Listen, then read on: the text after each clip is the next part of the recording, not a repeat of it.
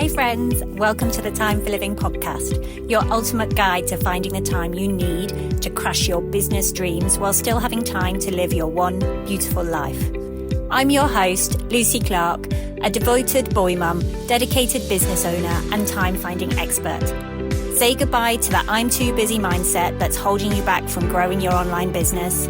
No more feeling overwhelmed or stuck in the same place year after year. Each week, we'll dive deep into strategies for being intentional with your precious time so you can hit those business goals while still making time for yourself and your family. If you're ready to create more time, get practical tips and prioritize the steps that will make the biggest impact on your business and life, then you're in the right spot. Pop in your earbuds, steal a quiet moment, and let's find time together. What if I told you that working harder might actually be the thing holding you back? Here's the truth. 72% of high-achieving women, just like you, lose at least 3 hours every single day on tasks that don't move them closer to their goals. And here's the kicker.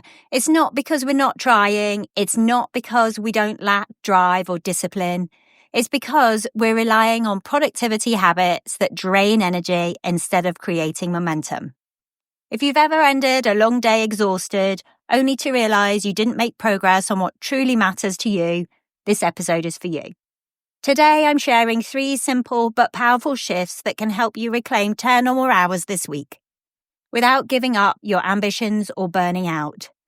These aren't complicated systems or unrealistic hacks. They're practical, research-backed strategies that you can use to create more time for what lights you up, whether that's career growth, family, or finally pursuing that passion project you've put on hold. So if you're ready to stop spinning your wheels and start making your time work for you instead of against you, let's get started. Let's talk about something we've all been conditioned to believe, that success comes from grinding yourself into the ground, that if you're not exhausted, you're not doing enough.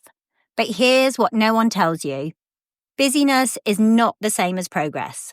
Think about it. When was the last time you cancelled plans because you were too busy, only to realize later you'd spent that time scrolling, going through your inbox for the 3rd time, or stuck in meetings that could have been emails? That's not productivity. That's your brain running on autopilot because society has convinced us that hard work means saying yes to everything and replying to everything instantly. But here's something fascinating about our brain. It's designed to conserve energy. Not because we're lazy, but because it's optimized for survival. When you multitask or push through fatigue and keep saying yes to everything, you're essentially forcing it to work against its biology. Think of it like this. Your focus is a spotlight.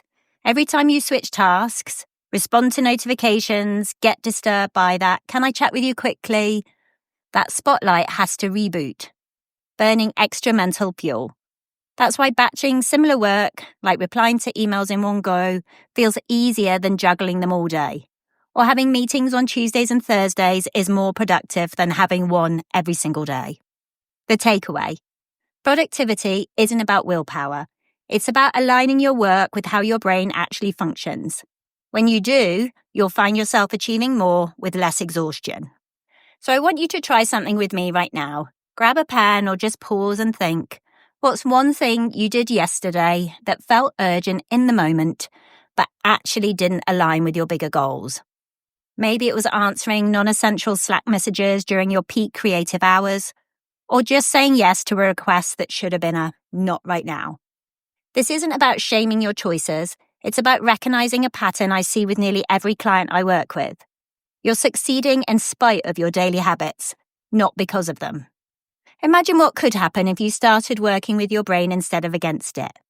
That's exactly what we're going to change with our first smart work strategy. Let's get straight to what will change how you work starting today.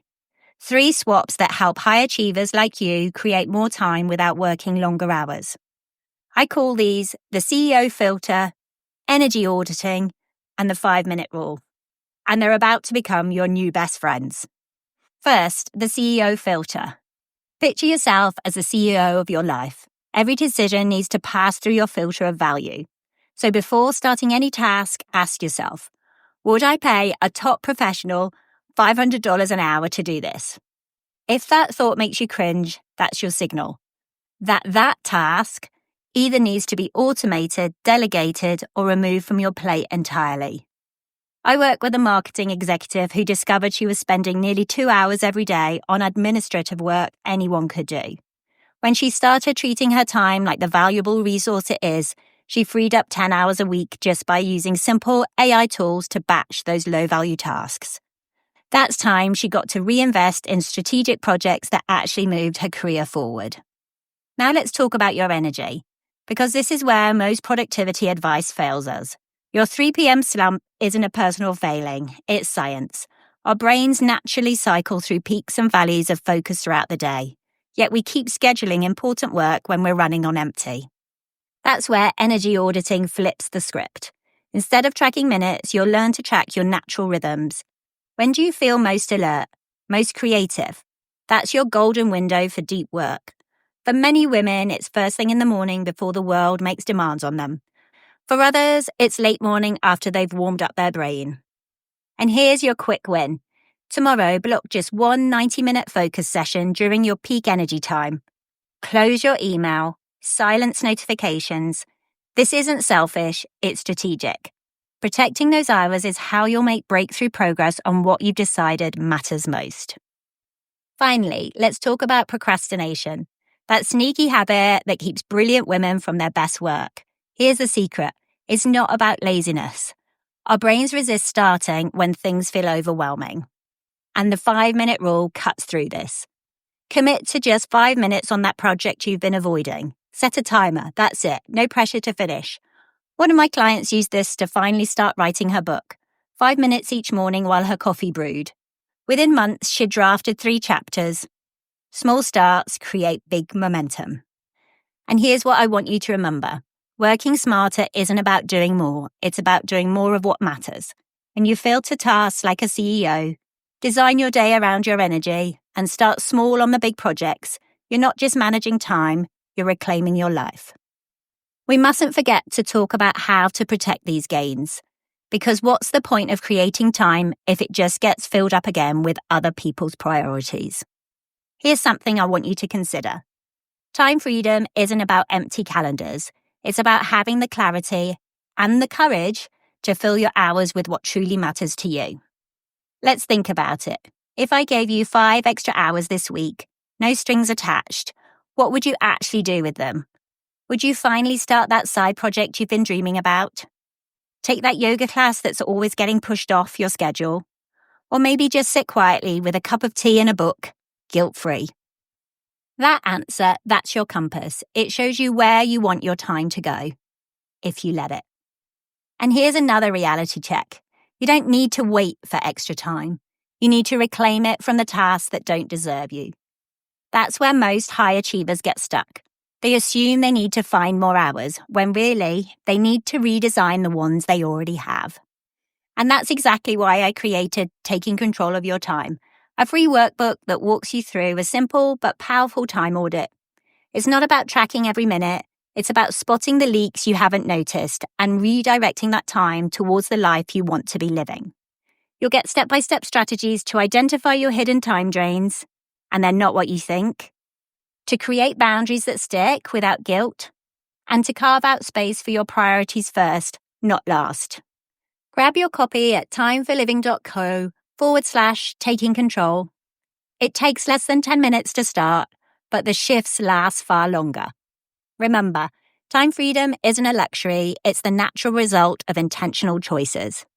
If today's episode sparked something for you, maybe you realize where your time is quietly slipping away, or you're ready to try the 5-minute rule, I'd love to hear about it.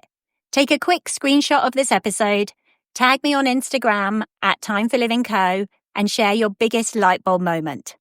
I'll send you a bonus strategy personalized just for you. Because when you win, I win. And that's the kind of energy I want to keep spreading. And I'd love to talk about what's coming next. If you've ever stared at your to-do list and felt paralyzed, next week's episode is for you. We're flipping the script on productivity, literally. I'll show you how to transform that overwhelming list into something that works for you instead of against you. It's definitely going to be a shift, but it is one that changes everything. And before I let you go, I want to leave you with this. Your ambition isn't the problem. Your work ethic isn't the problem.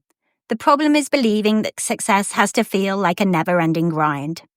You, yes you, were designed for more than checking boxes until you're exhausted.